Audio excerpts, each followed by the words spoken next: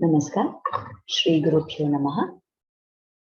Thank you all for joining into the satsang today, and I hope you are all doing well by the grace of Lord Krishna. Today we are going to talk about a very well-known personality who showed us what is the meaning of bhakti at a very young age itself. We have all heard the story of Dhruva, and it's a well-known story, but today we will see what we can try to learn some special aspects from the story of Dhruva. So, Brahma is the person who created this world under the instructions of the Supreme Lord. His son was Manu, Swayambhuva Manu. Manu had two sons, and one of them was Uttanapada. This Uttanapada's son was Dhruva. Now, Uttanapada Raja had two wives called Suniti and Suruchi. Uttanapada always favored Suruchi and he neglected Suniti. Suniti's son was Dhruva and Suruchi had a son called Uttama. Now once it so happened that the Raja, Uttanapada and Suruchi were having a nice time, they were relaxing, and at that time these children were playing around there and both of them were around 5 years old. So Uttama came there and very lovingly he climbed into his father's lap. So Uttanapada Raja, he played nicely with the child and he was, caressing the child and very affectionately he was talking to him. Seeing this, Dhruva also wanted to enjoy his father's affection. So he came running there and he said, I also want to sit on my father's lap. And he also tried to climb onto the king's lap. At that time, Suruchi got very angry with him. She scolded him severely and she said, you don't have this privilege because you are born to Suniti. You are not born from my womb. If you want to come and sit on the king's lap, you have to be born from me. Then only you will have this privilege. So you go away, go and do tapas of Lord Narayana. And then when you have enough punya, you will be born from me. And only then you have the right to come and sit on the king's lap. So Dhruva was totally shocked and he was a small child, isn't it? 5-year-old kid. He was very angry also that she's not being allowed to enjoy that what Uttama is having. And he got very angry and he was crying at the same time. And in that agitated state, he ran to his mother Suniti and she was quite worried. Why is the child crying so badly? She asks him, she, tries to console him. She makes him sit on her lap. She says, what happened? Tell me, why are you crying? Why are you so worked up? So he tells her everything that happened. And at that point of time, Suniti tells him, what Suruchi told, what your stepmother said is actually correct. It is true, we both must have done a lot of papa karmas in our previous lives. That is why we are in this situation where the king does not care for us, where you don't have the right to sit on his lap, and this bad treatment is given to us. Had we done some lot of punya, then like Suruchi, I would have also been, the favorite of the king. And like Uttama, you would also have had the right to sit on your father's lap. But it is our own papa karma. But what she told is very correct. And what she has told you that you have to worship Narayana to fulfill your desires, so please do that. That is what you should be doing. So then the child is very interested and says, how should I do this? What can I do? And all that. Will he really help me? So Suniti says, yes, he never fails the people who fall at his feet. Those who take his shelter, he never fails them. So definitely you will achieve whatever you want to by worshipping Narayana. So hearing this, Dhruva decides at that very moment that he's going to go to the forest, he's going to do a lot of tapas, and he's going to attain Lord Narayana so that he can get a position which is far higher than that of Uttama as well as his father Uttanapada, and he wants to become very successful. That is his strong desire. So he rushes into the forest in that same agitated state. There he meets Narad Rishi. Narad Rishi tells him that, what is this? Where are you going? Why are you rushing into the forest, such a young child like you? He asks. So Dhruva narrates the whole story and says, I am going in search of Narayana. So Narad Rishi says, it is not so easy to see Lord Narayana. There are so many rishis, there are so many yogis who are doing tapas from so many years. and they are all not able to see, get darshan of Narayana after, thousands of years. How will you achieve it? You are such a small child. How will you be able to do it? It is not possible. Dhruva says, no, whatever it is, I have made up my mind and I am going to achieve that. Then Narada says, you are such a small child. In the forest, there are animals. You will get scared. How will you stay there? What will you eat? How will you survive in the forest in the middle of all those wild animals? And all? The child is, unperturbed. It says, no, I have made up my mind. And come what may, I am going to find some way of, attaining Lord Narayana by meditating upon him in this forest. So then Narada realizes that he is really very firm and resolute. And so he does Upadesha of the Dwadashakshari mantra to Dhruva. He tells him that, see, this is how you should meditate. This is the mantra that you should chant.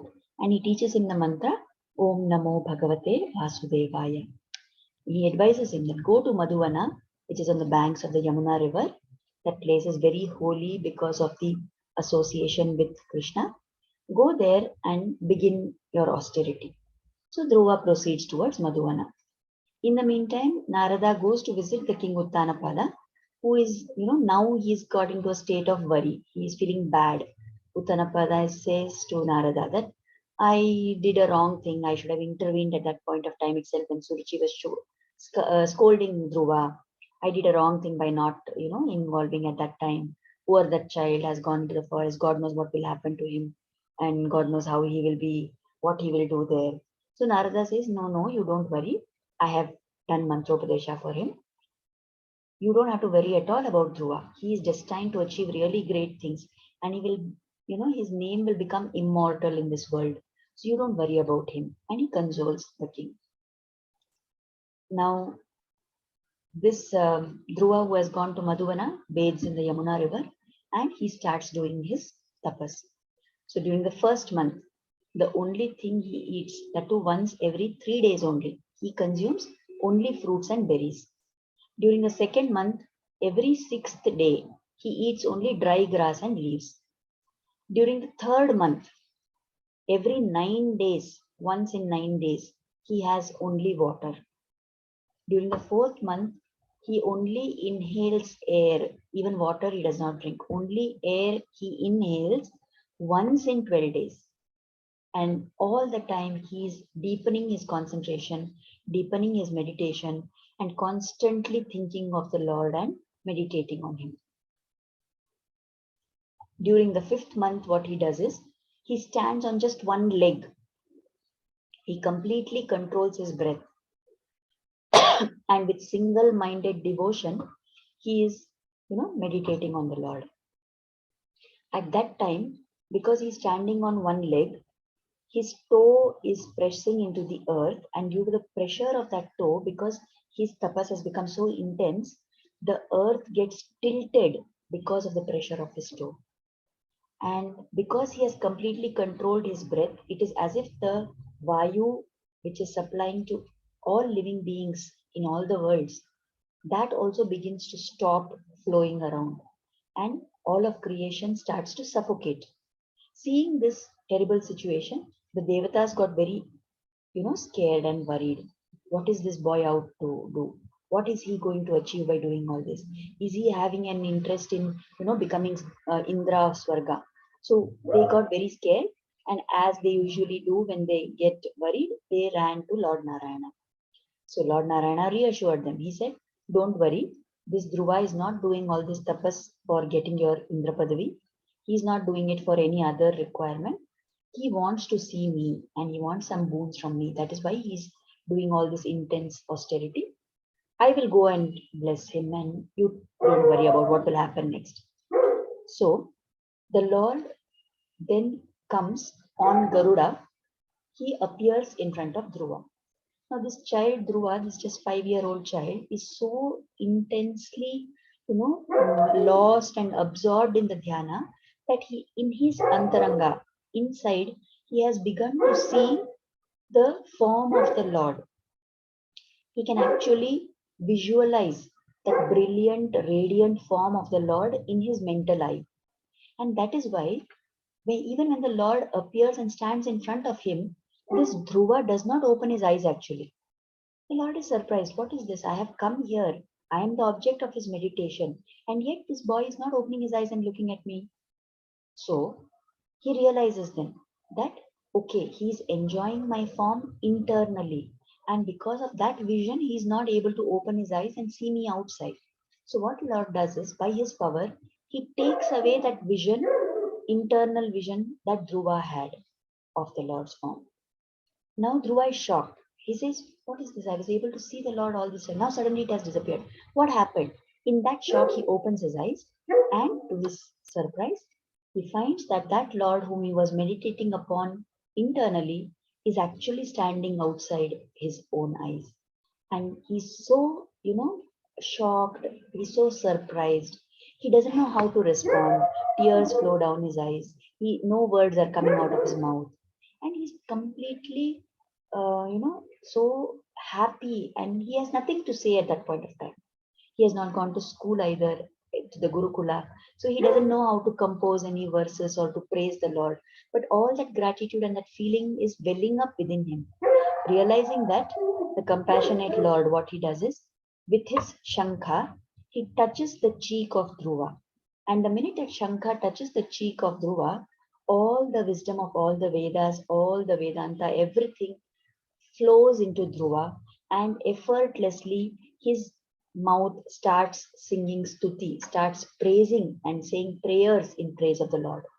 Those prayers have a very great place in the Srimad Bhagavatam, and they praise all the qualities of the Lord, and they explain how human life is and how we should actually be worshipping the Lord. So hearing all this stuti, the Lord is very happy with Dhruva. He says, I will grant you a boon. What do you want? I'm very happy with your austerity. Ask me whatever you want. And Dhruva says, I want a very great position. You know everything, what was in my mind. I want a very great position which is far more exalted than anything that anybody has ever achieved. The Lord says, Tathastu. He says, so be it. I will make you the, ruler of something called as the Dhruva Loka. You will get the Padavi as Dhruva. And that is what we even today see as the Dhruvatara. That is the Polestar, whose position is always fixed.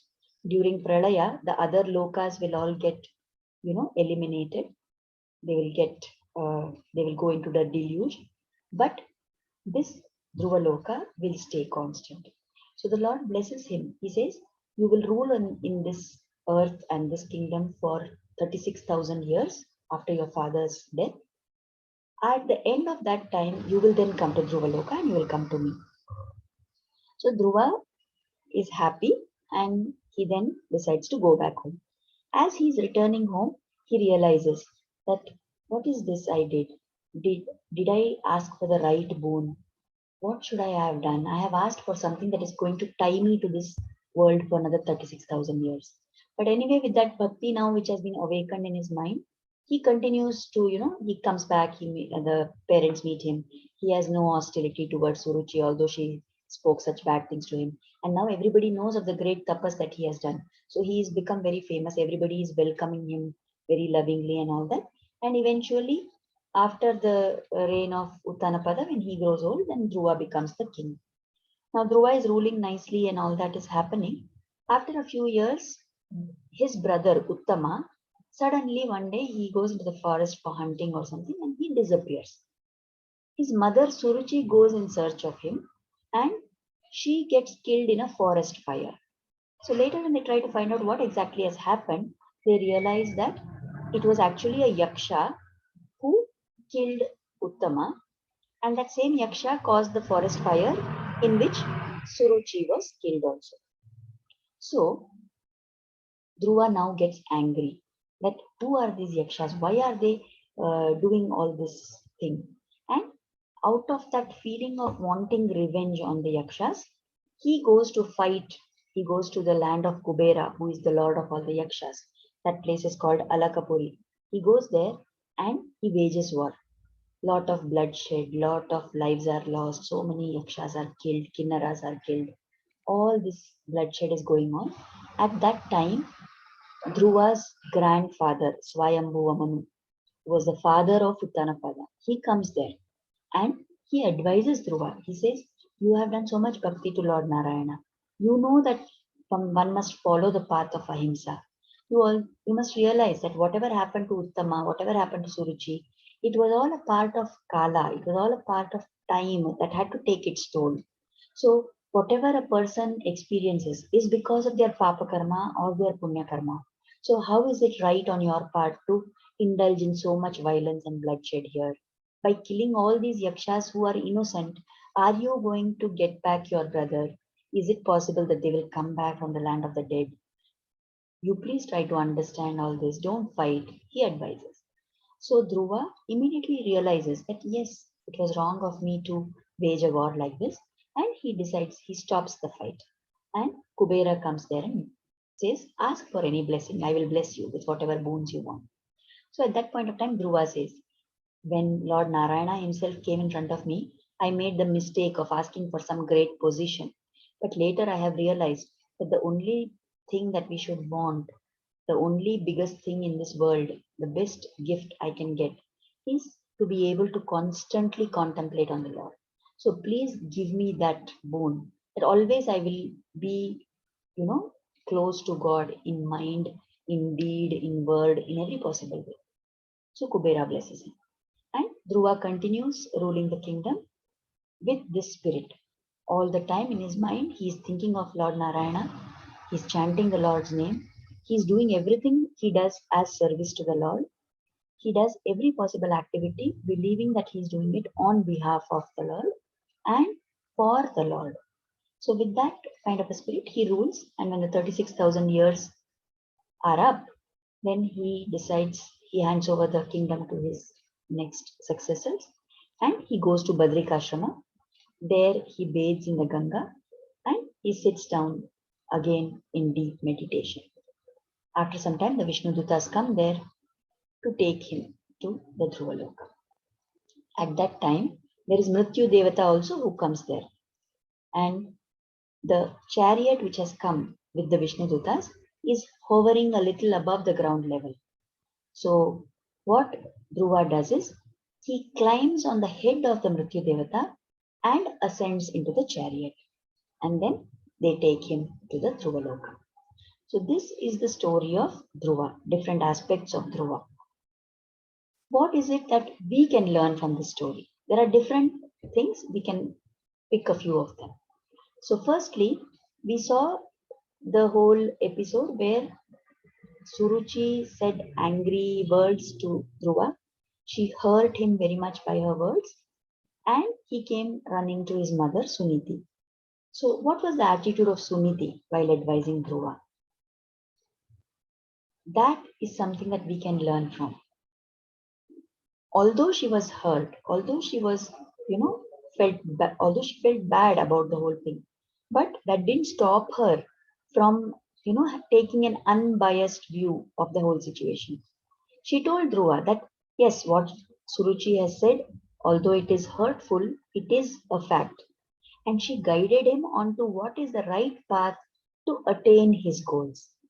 Many times when our children do something and somebody else, chastises them or tries to correct them, we tend to get emotionally involved and we feel that why are they saying such things to our child? How can they say such things? Why are they so hurtful? And in fact, we will try to, talk to our children also in that way. We will say, don't talk to them. Or we will say, they are simply saying bad things to us. Don't interact with them. And we even poison the child's mind against such people. But we must learn from Suniti that if something is right, even if it is hurtful to our child, then we must not let our emotion come in the way of guiding them to the right path. Second thing, that what Suniti tells Dhruva, that whatever situations in our life are there, if we are experiencing dukkha, it is definitely because of all our past karmas. We ourselves have brought it upon us. So there is no point in blaming anybody else for our life situations. We must understand that it is whatever is happening in my life is a result of my own karma, and there is no point in pointing fingers at other people or feeling like a victim. Right? Then, from the attitude of Uttanapada, He did not intervene at the time when Suruchi was shouting at Dhruva. And later he started feeling bad that maybe I should have done something. So many times we also do this thing that when some situation is there where we have to put our foot down or we have to take a stand, we may not do it at that time. And later we feel bad that we didn't do something at that point of time. So instead of doing that, when the situation is in front of us, when we are in that situation, we must remember to have a stand, to do what is right at that time. Then from the episode of Dhruva, what did he ask the Lord? As I said, he repented later. He said, when the Lord was standing in front of me and I got darshan, in just 6 months, this 5-year-old child achieved that which yogis and rishis don't achieve after thousands of years of tapas. So after achieving that, after getting the Lord in front of him, what did he ask for? Some position which only entangled him further in this world. What must we ask from God? Definitely, we are not Dhruva. We will not see God in 6 months or 6 years or 6,000 years. We don't know how many janmas it will take us. But when we pray to God, what must we ask for? Only God Himself. We must say, give us bhakti towards you. Give us the seva bhav towards you. Give us jnana to realize your presence in everything and everywhere around us. Give us vairagya so that we get detached from this world and we are not overly bound to it and we don't go away from you. This is what we must ask from God. Then from the episode where Dhruva was fighting with the yakshas, we understand that he was such a great bhakta. He had darshan of Lord, and yet even he got caught up in the delusion that he is the doer and he has to avenge the death of his brother. So many times, even the wise people, even the jnanis, they also may get deluded.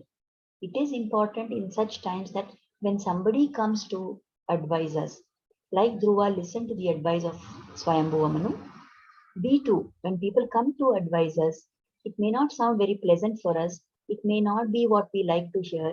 It may be totally contrary to what we want to do. But if there is wisdom coming from somebody elder and a more experienced than us, then we must definitely listen to their words. That will be going on the right path. And from the last part about where it is told that Dhruva climbed on the head of Mrityu Devata and ascended into the chariot, we can understand that for someone who is a devotee of the Lord, who is a bhakta of the Lord, there is no fear of Mrityu. Even the Mrityu Devata can do nothing to him. There is nothing to fear for such a person. So we must try and cultivate this bhakti within us. If Dhruva as such a small child could do it, then we must draw inspiration from that and try and do as much sadhana as possible. So the shloka for today is Kechit vadanti dhanahina jano jaganyaha, Kechit vadanti gunahina jano jaganyaha, Vyaso vadatyakhila veda vishesha vigno, Narayana smaranahina jano jaganyaha. What is the meaning of this shloka? Some people say that dhanahin, a person who has no dhana, no wealth, no money, such a person is a lowly person, is an inferior person. Other people, what they say, somebody without guna, gunahina, someone who doesn't have gunas, good qualities, is a lowly person. But who is the one who knows everything, all the Vedas? That is Vyasa. So what does Vyasa Maharshi say?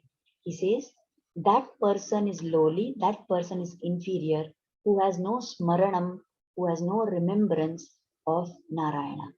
The person who does not remember the Lord is the one who is actually lowly.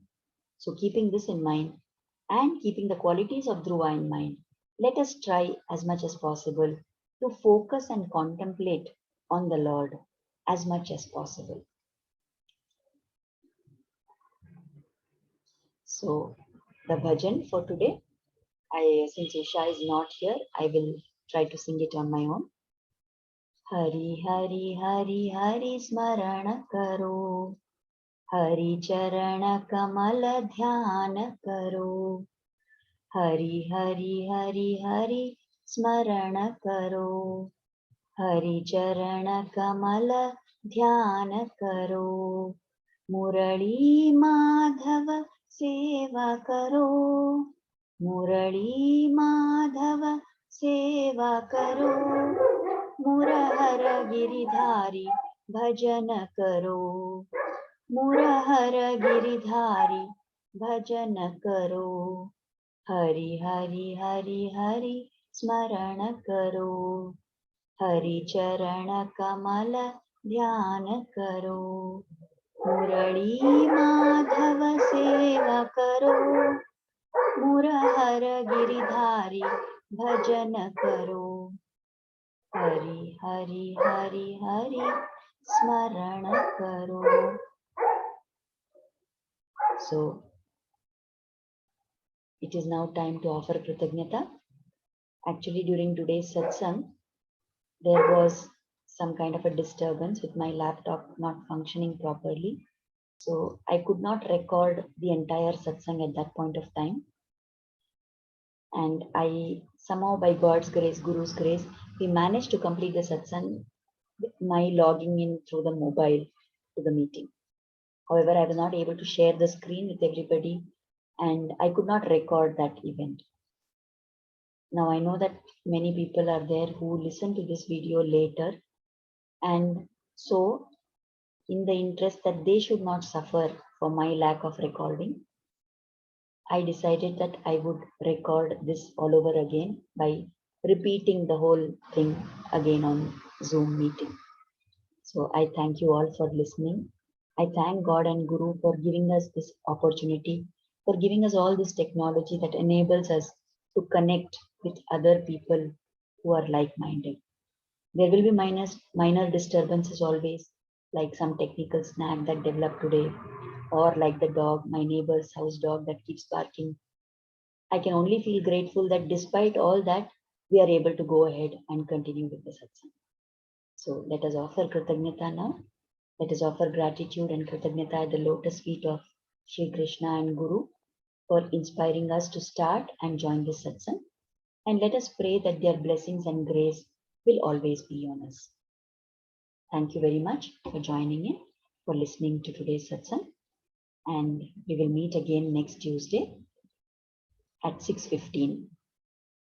Some class of mine, which was on the weekends, spiritual class, Kalakshepam as we call it, has shifted from Saturday, Sunday to weekdays 7 to 8. So that is the reason why from now onwards, we will be having the satsang between 6:15 to 7 p.m. on Tuesday evenings. Thank you so much for being a part of this satsang. And I hope and pray that Lord Krishna will bless all of us to continue further on this journey. Namaskar. Thank you.